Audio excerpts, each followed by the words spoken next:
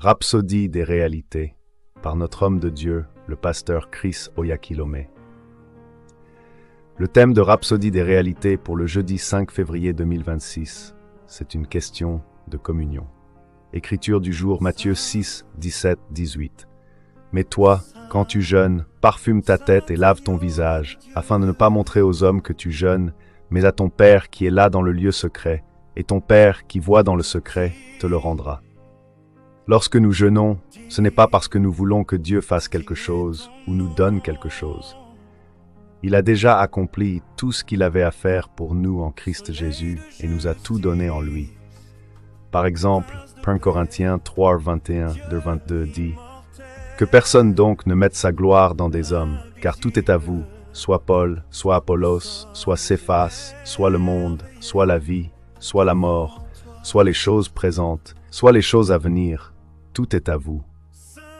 Les choses présentes et même celles à venir vous ont toutes été accordées en Christ Jésus. Chaque promesse vous concernant a été accomplie en lui.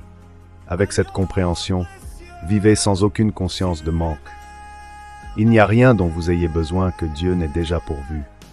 2 Pierre 1, 3 dit « Comme sa divine puissance nous a donné tout ce qui contribue à la vie et à la piété. » Ainsi, pour le chrétien mûr, le jeûne n'est pas un moyen d'obtenir des réponses de Dieu ou de rechercher des bénédictions auprès de lui. C'est plutôt un temps sacré où l'on se retire de la nourriture et des distractions afin de se concentrer sur le Seigneur dans l'adoration, la louange, l'action de grâce et la communion. Il s'agit de communion. En ces moments-là, nous pouvons aussi nous engager plus profondément dans la guerre spirituelle et renverser les forces qui détruisent la vie des hommes. La maturité en Christ vous conduit à cette compréhension supérieure.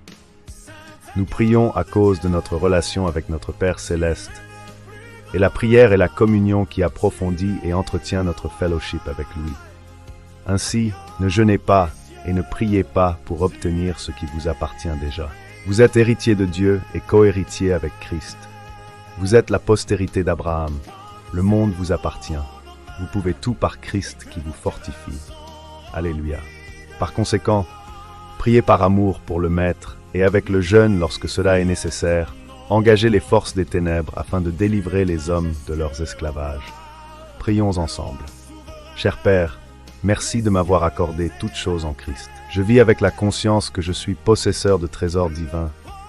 Mes prières et mon jeûne sont des expressions d'amour et de communion avec toi, alors que je marche dans la réalité de mon héritage divin, en unité avec l'Esprit, au nom de Jésus.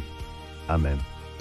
À cet instant, j'adresse une invitation à toute personne qui n'a pas encore confessé Jésus-Christ comme Seigneur et Sauveur, à répéter cette prière de salut. Ô Seigneur Dieu, je crois de tout mon cœur en Jésus-Christ, le Fils du Dieu vivant. Je crois qu'il est mort pour moi et que Dieu l'a ressuscité d'entre les morts. Je crois qu'il est vivant aujourd'hui. Je confesse de ma bouche que Jésus-Christ est le Seigneur de ma vie dès ce jour. Par lui et en son nom, j'ai la vie éternelle. Je suis né de nouveau. Merci Seigneur d'avoir sauvé mon âme. À présent, vous êtes né de nouveau. Je vous encourage à rejoindre une église locale et à prendre part aux études bibliques afin de grandir dans la parole de Dieu.